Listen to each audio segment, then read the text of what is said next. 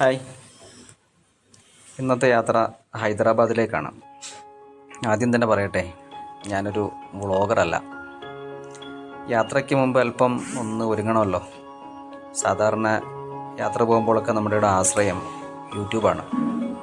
പക്ഷേ ഹൈദരാബാദിനെ പ്രതിപാദിക്കുന്ന മലയാളം വീഡിയോകൾ യൂട്യൂബിൽ വളരെ കുറവാണ്. ഉള്ളത് തന്നെ അപര്യാപ്തമാണ്.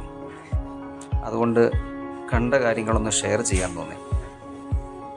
ഹൈദരാബാദിലെ വാദി ഹുദയിൽ നടക്കുന്ന ഇന്ത്യൻ ജമാഅത്ത് ഇസ്ലാമിയുടെ സമ്മേളനത്തിൽ പങ്കെടുക്കാനാണ് ഞങ്ങൾ ഹൈദരാബാദിൽ എത്തിയത്.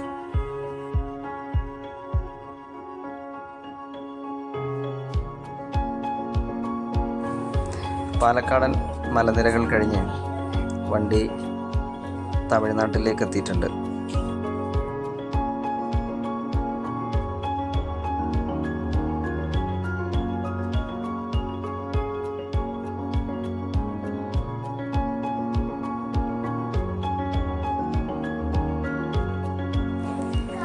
വഴിക്കാഴ്ചകളും കണ്ടിരിക്കുമ്പോഴാണ് ഈ റെയിൽവേ സ്റ്റേഷൻ കണ്ണിൽപ്പെട്ടത്.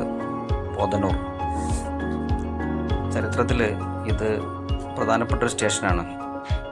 1921 നവംബർ 19 വൈകുന്നേരം 7 മണിക്ക് തിരൂരിൽ നിന്ന് പുറപ്പെട്ട MSMLV 1711 ചരക്ക് വാഗൺ ഓർമ്മയുണ്ടാവല്ലോ. സമാനതകളില്ലാത്ത ക്രൂരത ബ്രിട്ടീഷ് അധികാരികളുടെ ഭാഗത്തു നിന്ന് മലബാറിലെ മാപ്പിളമാർ അനുഭവിച്ച വാഗൺ ട്രാജഡി എന്ന് ബ്രിട്ടീഷുകാർ ഓമനപ്പേരിട്ട് വിളിച്ച ആ വാഗൺ വന്നി നിന്ന സ്ഥലമാണ് ഈ പോത്തന്നൂർ. മലയാളത്തിൽ പോത്തന്നൂർ എന്ന് പറയും, ശരിക്കും പോത്തന്നൂരാണ്. പോത്തന്നൂരിൽ വെച്ച് വണ്ടി തുറന്നപ്പോൾ 64 പേരാണ് ഇവിടെ കണ്ണു തുറച്ച് നാക്ക് നീട്ടി മരിച്ചു കിടന്നത്. 60 മാപ്പിളമാരും 4 തീയന്മാരും.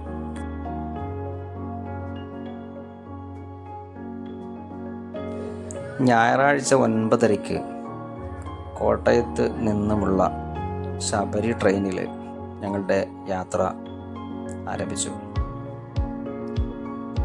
തമിഴ്നാട്ടിലൂടെ ആന്ധ്രയിലൂടെ പച്ചവരിച്ച അതിമനോഹരമായ പാടങ്ങളും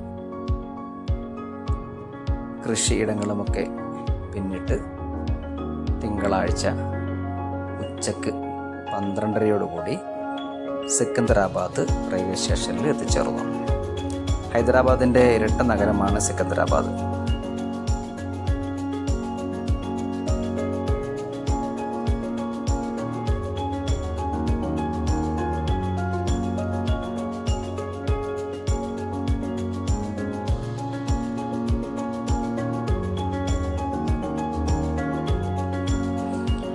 തെലങ്കാനയിൽ എത്തിക്കഴിഞ്ഞ് അവിടുന്ന് TGSRTC Telangana state road transport കോർപ്പറേഷൻ്റെ ബസ്സിൽ കയറി അന്ന് വൈകുന്നേരത്തോടുകൂടി ഞങ്ങൾ ആദ്യത്തെ സന്ദർശന സ്ഥലം ലക്ഷ്യമാക്കി പുറപ്പെട്ടു. ഹുസൈൻ സാഗർ തടാകത്തിൻ്റെ ചേർന്നുള്ള അതിൻ്റെ അരികിലുള്ള ഒരു പാർക്കാണ് ലുംബിനി പാർക്ക്. ഈ ഹുസൈൻ സാഗറും ലുംബിനി പാർക്കും ഒക്കെ പലതും സ്ഥലത്താണെന്ന് വിചാരിച്ചിരുന്നത്. പക്ഷെ അവിടെ എത്തിയപ്പോഴാണ് മനസ്സിലാകുന്നത് ഹുസൈൻ സാഗർ തടാകത്തിൻ്റെ ഓരത്തുള്ള അതിമനോഹരമായ ഒരു പാർക്കാണ് ഈ ലുംബിനി പാർക്ക്.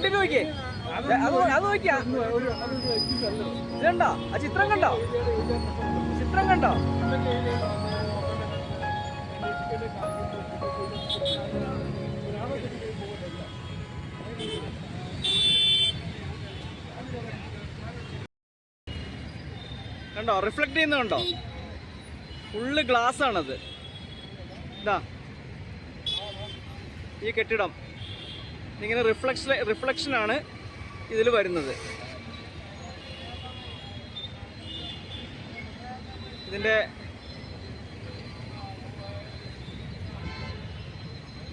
ആ കുബ്ബ ഇങ്ങനെ ഇരിക്കും. അതൊരു വളരെ മനോഹരമായ ഒരു ചിത്രമാണ് നമുക്ക് ഇവിടെ നിന്ന് കിട്ടുന്നത്. ഈ ബിൽഡിങ്ങിൻ്റെ പേരാണ് അമർ ജ്യോതി. ഇതിപ്പോൾ എൻ്റെ ഫ്രെയിമിൽ ഒതുങ്ങുന്നില്ല, കുറച്ചുകൂടെ ദൂരെ നിന്ന് എടുത്തെങ്കിലേ കിട്ടുള്ളൂ അമർ ജ്യോതി. എൻ്റെ ആ മഞ്ഞ അത് കാണുന്നതാണ് ആ ജ്യോതി. ഈ കാണുന്നതാണ് തെലങ്കാന സെക്രട്ടേറിയറ്റ്. തെലങ്കാന സെക്രട്ടേറിയറ്റിൻ്റെ മുന്നിൽ തന്നെയാണ് അമർജ്യോതി എന്ന് പറയുന്ന ഈ ബിൽഡിംഗ് ഉണ്ട്.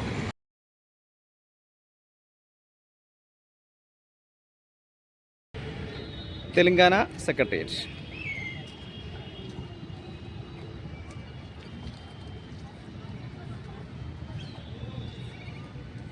തെലങ്കാന സെക്രട്ടേറിയറ്റിൻ്റെ നേരെ ഓപ്പോസിറ്റാണ് അമർജ്യോതി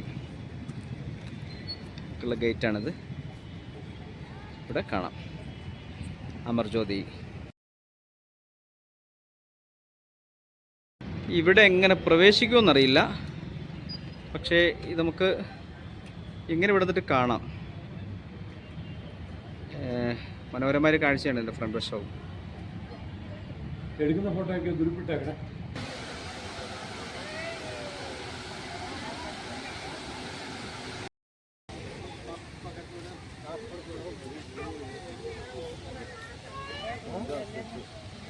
അങ്ങനെ ലുംബിനി പാർക്കിലെത്തി.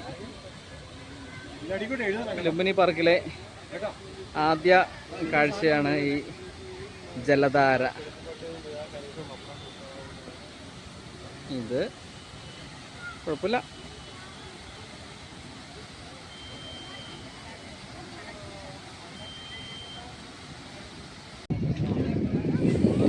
ഹൈദരാബാദ് നഗരമധ്യത്തിൽ 1562 ഹൈദരാബാദിലെ ഭരണാധികാരിയായിരുന്ന ഇബ്രാഹിം ഖലി കുത്തുബ് ഷായുടെ ഭരണകാലത്ത് ഹസ്രത്ത് ഹുസൈൻ ഷാ വാലി എന്ന അദ്ദേഹത്തിൻ്റെ ഒരു പ്രധാന ഉദ്യോഗസ്ഥൻ, അദ്ദേഹമാണ് ഈ തടാകം നിർമ്മിച്ചത്. ഇത് മനുഷ്യനിർമ്മിത തടാകമാണിത്, പ്രകൃതിദത്ത തടാകമല്ല. നഗരത്തിലെ ജലക്ഷാമം പരിഹരിക്കുന്നതിന് വേണ്ടിയിട്ട് നിർമ്മിച്ച ഒരു കൃത്രിമ തടാകമാണ്. അപ്പോൾ ഹുസൈൻ ഷാ വാലി നിർമ്മിച്ചതുകൊണ്ടാണ് ഈ തടാകത്തിന് ഹുസൈൻ സാഗർ എന്ന് പേര് വന്നത്. ഏകദേശം 5.7 ചതുരശ്ര കിലോമീറ്റർ വിസ്തൃതി ഈ തടാകത്തിനുണ്ട്. 32 അടിയാണ് ഇതിൻ്റെ പരമാവധി ആഴം എന്ന് വായിക്കാൻ കഴിഞ്ഞിട്ടുണ്ട്. 1992 ഏപ്രിലാണ് ഈ തടാകത്തിൻ്റെ മധ്യത്തിൽ ശ്രീബുദ്ധൻ്റെ 18 മീറ്റർ ഉയരമുള്ള ഒറ്റക്കല്ലിൽ തീർത്ത പ്രതിമ സ്ഥാപിക്കപ്പെട്ടത്. നമുക്ക് ബോട്ടിൽ ഈ പ്രതിമയുടെ അടുത്ത് പോകാം, അവിടെ പ്രവേശിക്കുകയും അവിടെ നിന്ന് നമുക്ക് ഫോട്ടോ എടുക്കുകയൊക്കെ ചെയ്യാം. ഈ തടാകത്തിലെ പ്രധാന ആകർഷണമാണ് ഈ ഒറ്റക്കല്ലിൽ തീർത്ത ബുദ്ധ പ്രതിമ.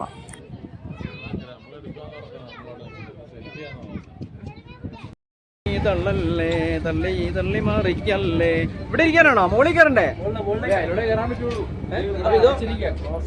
അങ്ങനെയാണോ? ഓ, അതൊരു ഭയങ്കര സംവിധാനമാണല്ലോ. അപ്പൊ ബോട്ടിന്റെ മുകളിലേക്ക് പോകാനുള്ള വഴി ആദ്യം അകത്ത് കയറി പുറത്തേക്ക് ഇറങ്ങണം.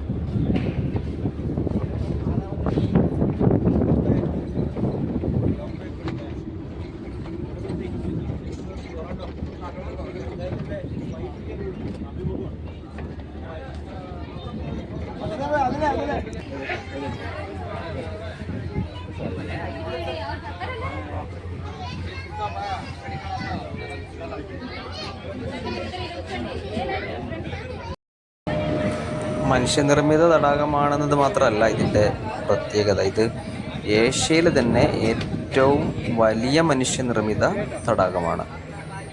ഈ തടാകത്തിൻ്റെ തെക്ക് ഭാഗത്താണ് നമ്മളിപ്പോൾ കടന്നു വന്ന ഈ ലുംബിനി പാർക്ക് സ്ഥിതി ചെയ്യുന്നത്. ഇതിൻ്റെ കിഴക്ക് ഭാഗത്ത് ഇന്ദിരാ പാർക്ക്, വടക്ക് സഞ്ജീവയ്യ പാർക്ക് എന്നീ പാർക്കുകളും ഇതിൻ്റെ പരിസരങ്ങളിലായിട്ട് ഈ തടാകത്തിൻ്റെ ഭംഗി ആസ്വദിക്കുന്നതിന് വേണ്ടി തയ്യാറാക്കപ്പെട്ടിട്ടുണ്ട്.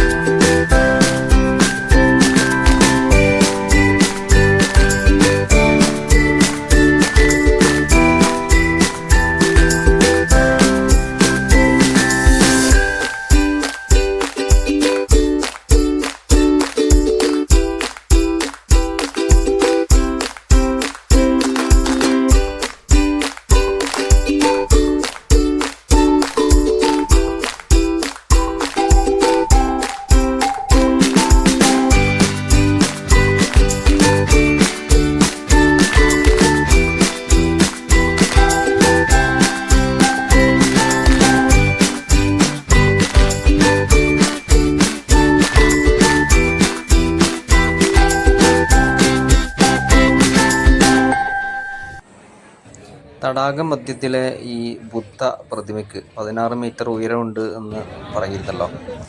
ഏകദേശം 350 ടൺ ഭാരമാണ് ഈ വെള്ള ഗ്രാനൈറ്റ് കൊണ്ട് നിർമ്മിച്ച ഈ ബുദ്ധ പ്രതിമയ്ക്കുള്ളത്. ബുദ്ധപ്രതിമയുടെ പരിസരത്തായിട്ട് വർണ്ണ ലൈറ്റുകൾ സജ്ജീകരിച്ചിട്ടുണ്ട്. അതൊരു മനോഹര കാഴ്ചയാണ്. കളറ് മാറി വരുന്ന വെള്ള പ്രതലത്തിൽ കളറ് വന്ന് വീഴുമ്പോൾ ഉണ്ടാകുന്നൊരു ഭംഗി പ്രത്യേക രസമാണ്. ഇതുപോലെ തടാകത്തിലൂടെ കുതിച്ചു പായുന്ന സ്പീഡ് ബോട്ടുകളുണ്ട്. പക്ഷേ ഈ സ്പീഡ് ബോട്ടിൽ കയറിയാൽ നിങ്ങൾക്ക് ബുദ്ധ പ്രതിമയിൽ ഇറങ്ങാൻ കഴിയില്ല. അതിനെ നമ്മൾ നേരത്തെ വന്നതുപോലുള്ള സാധാരണ ബോട്ടിൽ തന്നെ ഇവിടേക്ക് വരണം.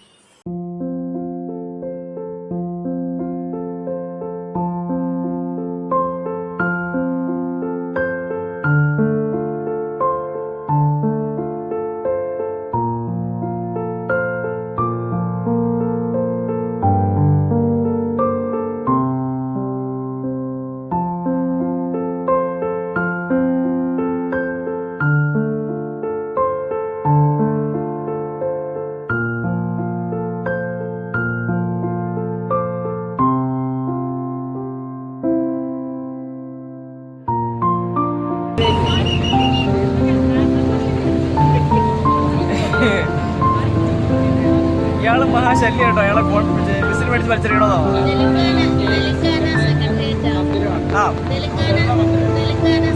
Telangana secretariat.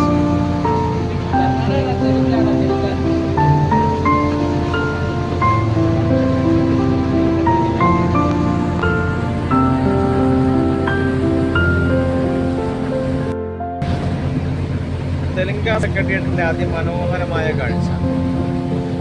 Night view, amusement.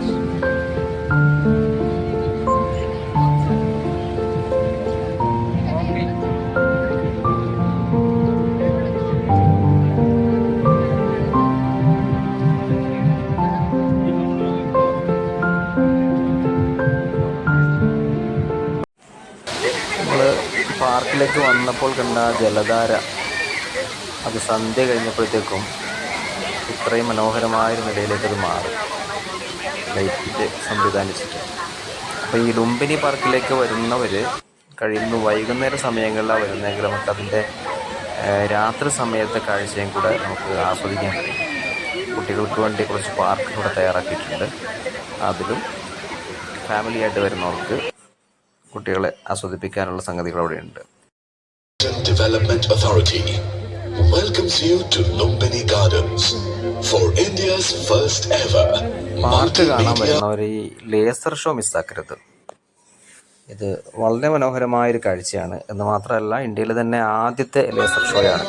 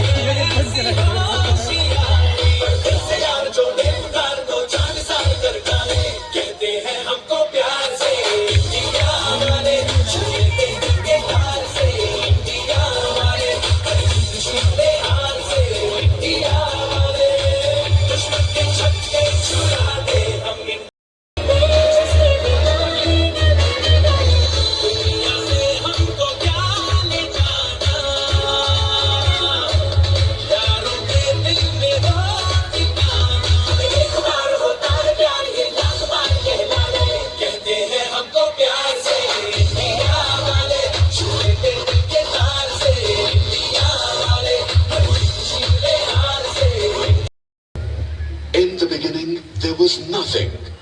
And then there was everything.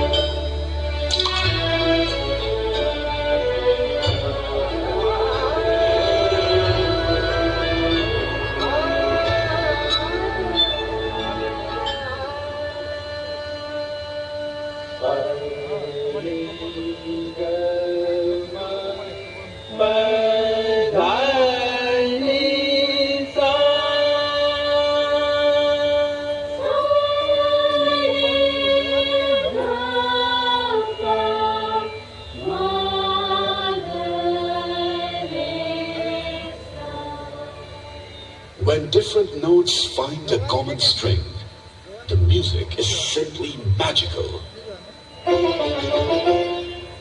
When separate colors dance into heavenly shades, the purity is shim white.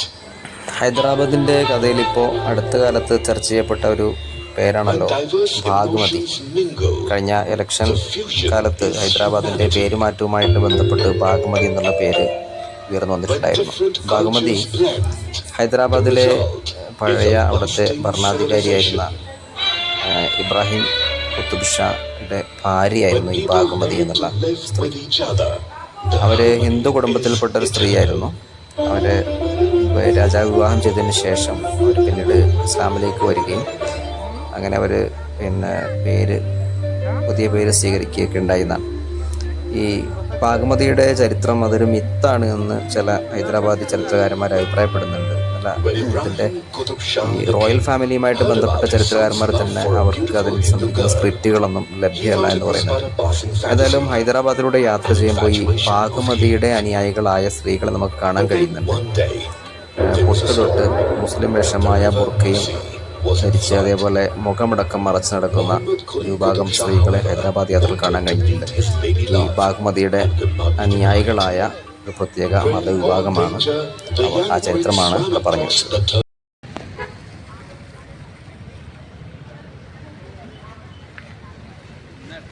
നേരത്തെ കണ്ട അമർജ്യോതി അതിൻ്റെ രാത്രി കാഴ്ചയാണിത്. അതിമനോഹരം. ഹൈദരാബാദ് ടൗണിൽ വരികയാണെങ്കിൽ, ഹൈദരാബാദ് കാണാൻ വരികയാണെങ്കിൽ ഈ രാത്രി കാഴ്ച ഒരിക്കലും ഒഴിവാക്കുക. ഈ പാർക്ക് നമ്മൾ കണ്ടു കഴിഞ്ഞപ്പോഴത്തേക്കും അത് ഉച്ചയ്ക്കോ രാവിലെയൊക്കെ വന്നതെങ്കിൽ ഒരു വലിയ നഷ്ടമായിരുന്നു. വൈകുന്നേരം സമയം തിരഞ്ഞെടുത്തുകൊണ്ട് അതിൻ്റെ ഭംഗി ശരിക്കും ആസ്വദിക്കാൻ കഴിഞ്ഞു.